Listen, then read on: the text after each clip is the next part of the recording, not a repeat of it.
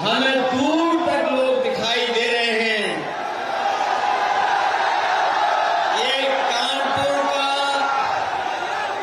ये कानपुर का संदेश है कि इस बार इंडिया गठबंधन की न केवल जीत होने जा रही है, बल्कि हमारे दोनों प्रत्याशी अच्छे वोटों से परिणाम लेकर के लोकसभा में पहुंचने जा रहे हैं।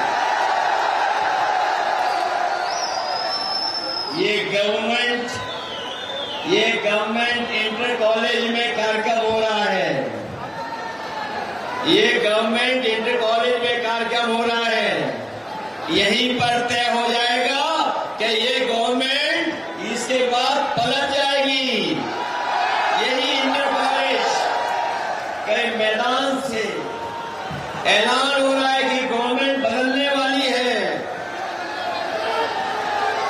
और जिन लोगों ने पिछले 10 साल से न केवल झूठ बोला है, बल्कि अगर हम पीछे मुड़ के देखते हैं तो ब्रह्मांड का इतना झूठ किसी ने नहीं बोला होगा जितना भारतीय जनता पार्टी के लोगों ने बोला है।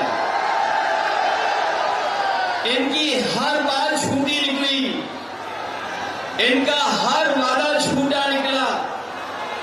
जो इन्होंने कहा, जो इन्होंने घोषणा पत्र में लिखा, वो कोई भी वादा इन्होंने 10 साल में पूरा नहीं किया।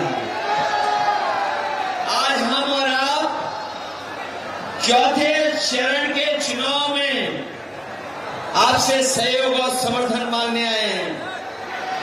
ये चौथा चरण बीच का चरण है। इससे पहले 3 हो चुके हैं, चौथे चरण के बाद 3 होने जा रहे हैं। ये चौथा चरण ही भारतीय जनता पार्टी का पूरा बैलेंस खराब कर देगा। ये हमारे भाई हैं, इनसे हम मोहब्बत करते हैं, प्यार करते हैं, मगर इनको सैलरी लेनी है बेचारों को, इसीलिए ये सच्चाई नहीं लिख सकते। बच्चे पालने हैं इनको।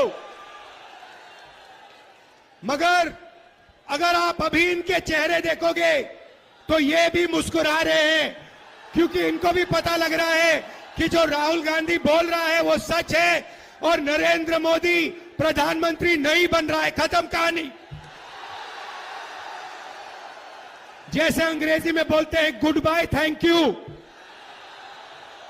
कोविड वैक्सीन बनाने वालों से जब आप लोग मर रहे थे तब पैसा ले रहे थे। करोड़ों रुपए नरेंद्र मोदी की पार्टी ने कोविड वैक्सीन वालों से पैसा लिया। आप मर रहे थे, उन्होंने आपको कहा थाली बजाओ, आपको कहा थाली बजाओ, आपको कहा मोबाइल फोन की लाइट चलाओ। अदानी को कहते हैं पैसा गिनो, टेम्पो में भेजो मुझे। उनको कैसे मालूम कि अदानी टेम्पो में पैसे भेजता है? कैसे पता उनको? और भाइयों और बहनों, हिंदुस्तान के प्रधानमंत्री, नोटबंदी वाले प्रधानमंत्री ने बोला कि अदानी और अंबानी काला धन देते हैं। तो मोदी जी, अगर अदानी और अंबानी काला धन देते हैं तो आपने उन पर सीबीआई, ईडी की इंक्वायरी क्यों नहीं कराई? 2024 4 जून नरेंद्र मोदी हिंदुस्तान के प्रधानमंत्री नहीं रहेंगे। आप लिख के ले लो, आप लिख के ले लो। नरेंद्र मोदी जी हिंदुस्तान के प्रधानमंत्री नहीं बन सकते हैं। हमने जो करना था, जो काम, जो मेहनत करनी थी, हमने कर दी है। अब आप देखना, उत्तर प्रदेश में हमारे गठबंधन को 50 से कम 1 सीट नहीं मिलने वाली है। और बाकी देश में हर प्रदेश में हमने बीजेपी को रोका है। ये जो मीडिया वाले हैं, अदानी के हैं, ये सच्चाई नहीं बोलेंगे। ये हमारे भाई हैं, इनसे हम मोहब्बत करते हैं, प्यार करते हैं, मगर इनको सैलरी लेनी है बेचारों को, इसीलिए ये सच्चाई नहीं लिख सकते। बच्चे पालने हैं इनको। मगर अरे कहाँ जा रहा है जोगी? ताऊ एक नहीं 3 काम के लिए जा रहा था। आपने टोक दिया, बताओ।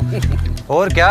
कानूनी MSP लेनी है ताऊ, खाद बीज से GST हटवानी है और लोन भी माफ कराना है, समझे? ये कराएगा लोन माफ। तेरे वोट से 72,000 करोड़ का कर्जा कांग्रेस ने माफ किया था कि नहीं?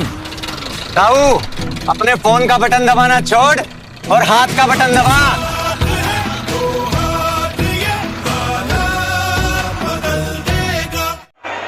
बेरोजगारों, किसानों, मजदूरों की हाथ और उम्मीद हमारे नेता आदरणीय अखिलेश यादव जी का हम लोग अपनी कर्म भूमि में हार्दिक स्वागत, अभिनंदन, वंदन करते हैं।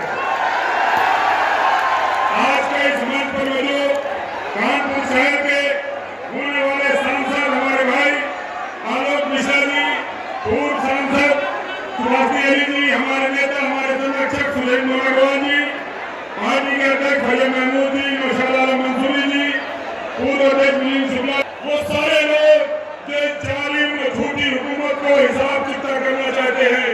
हम चाहते हैं कि आज की सभा से अपने नेता को भरोसा दिला दें कि हम सब कानपुर वाले आपको ये सीट जीत करके देने जा रहे हैं। बताओ ये सीट हम लोग जीत करके देंगे कि नहीं देंगे?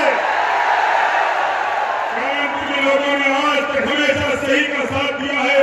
हम लोग बेरोजगार नौजवानों के साथ खड़े हैं, हम लोग मजदूर किसानों के साथ खड़े हैं, हम लोग महंगाई के खिलाफ खड़े हैं, हम लोग महिलाओं के सम्मान में खड़े हैं और हम लोग इस देश के संविधान और लोकतंत्र को बचाने के लिए खड़े हैं। हम लोग अपनी आने वाली पीढ़ियों को सुरक्षित और बेहतर भविष्य देने के लिए खड़े हैं। इसलिए अपने नेता को हम आप सबकी तरफ से ये भरोसा दिलाते हैं